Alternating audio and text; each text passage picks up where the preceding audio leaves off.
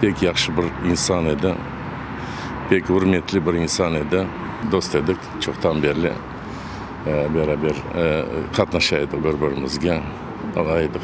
Bir kere de yaramay söz, ne laf degendayin işitmedik onun tarafından. Pek yaxşı adam edi. Allah rahmet eylesin. С Нариманбеем у нас одни корни. Наши старики с одного села, это Салбуркият, Югунларского района. И моя мама Раметля очень часто рассказывала о его дедушке. Дедушку звали Уджа. Очень уважительный и такой авторитетный человек был в селе.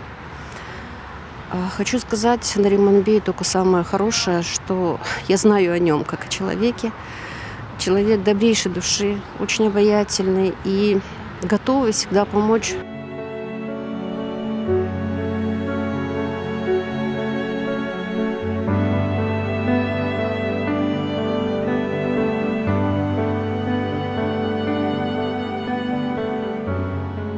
Нариманмен Тибет меркези açılгандан бери берабер çok yıllar çalıştık.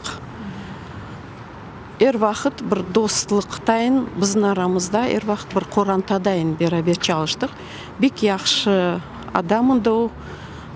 Bir вакыт бирөөнүн жанын арттырганы жок. Эр вакыт bir проблемнен барсаң онун алдына чезмеге тырышайды.